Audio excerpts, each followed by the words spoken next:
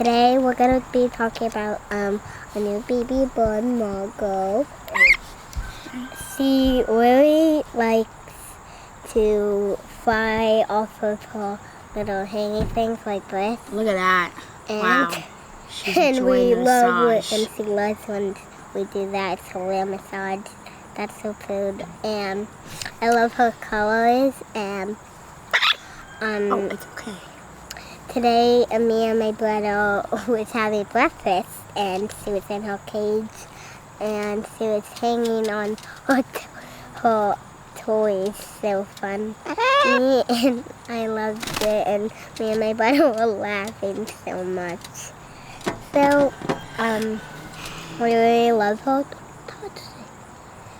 And she's really the best.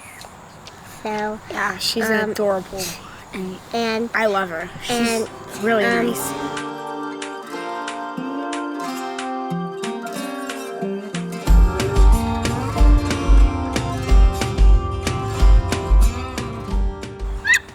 So we've been very lucky to get a Red Fronted Macaw after a very long process of research. And this all was kind of derived from my experience with Latino Indian ringneck growing up. And then also really when I was very young, my parents had an African gray. So I've always been predisposed to loving birds, as you can tell from my collection.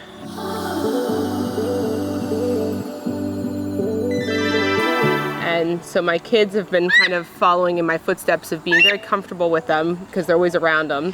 And Lila here has kind of been my little sidekick. So if I would have had my way, she would have come down to Florida to pick up Margot, but that didn't end up happening. I flew down to Florida after committing to Margot back in May, and we picked her up in August.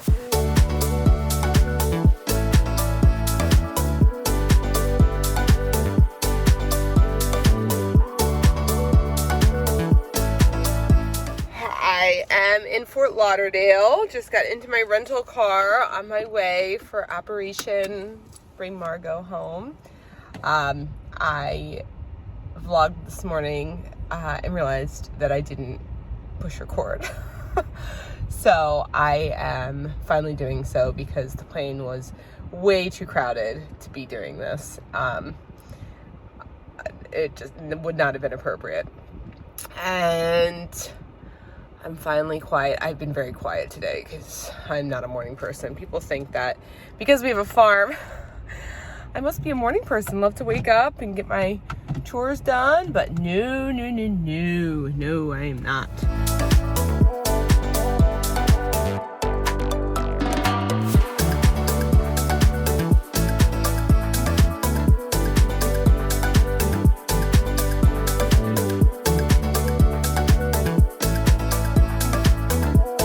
I'm just feeling very blessed right now that that we're doing this, that I feel like we're doing it the right way, by going through a breeder who's done everything by the book and is going to teach me how to do everything and set me up for success.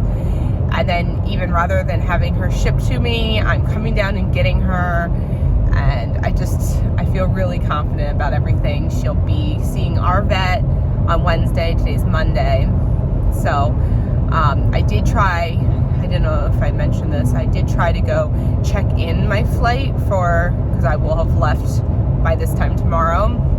So I was within the 24-hour window to issue my boarding pass, and I think because I have a pet, it won't let me, so I gotta wait in the long line and do the customer service thing. I also noticed on the way down that the space under these seats is very small, and I'm really hoping that the bag that I got, which fit the dimensions that I was told to get for this, does fit, because it looked really small.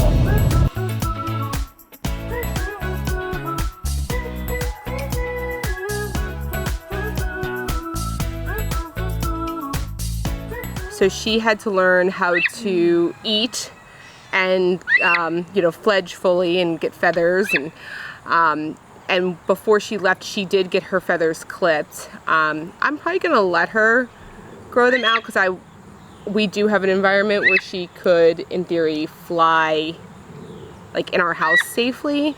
Our cats don't seem to be at all interested in her, other than every once in a while they like her tail moving. But I've kind of put a stop to that.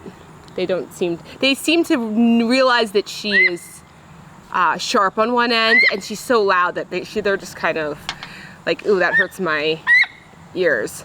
The Lutino Indian ringneck that I knew so closely was my grandmother's, and we hand raised it, and it was a fabulous experience of mine growing up for childhood. And I was hoping to replicate that with Margot, and I wanted something larger than I think probably people have seen it, like Kiwi, where like, oh my goodness, and like the thank you baby. So Margot will be able to say all of those things, which is really cool, and I think she's already trying to mimic us. So she does say hello, and she really listens to sounds and makes at least the same when you like syllables, like her call back to us will be the same syllables is what I'm saying. So she's putting that together. Great news! I'm a cockatiel. Hi, I was a cockatiel mom. I am a macaw mom now. I have a sweet little girl named Margo. She's gonna poop in that thing a million times. She's a big pooper right now. I love her. She's really great. I'm so happy. She's a little loud. She's wanting to eat when we get to the hotel, and I'm hoping that she doesn't get me kicked out. I gotta put in this address. So just an update. I got my girl. So Margot is a Red Fronted Macaw, which is a type of macaw.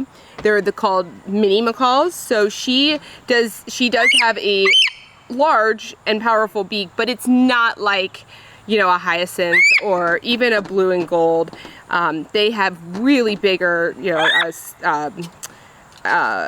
a scarlet, or all the different mixes there. And she will, so it doesn't, she's not, and she's not really a bitey bird anyway. Of course, that she'll do it if she feels like she needs to, or she's holding on to something.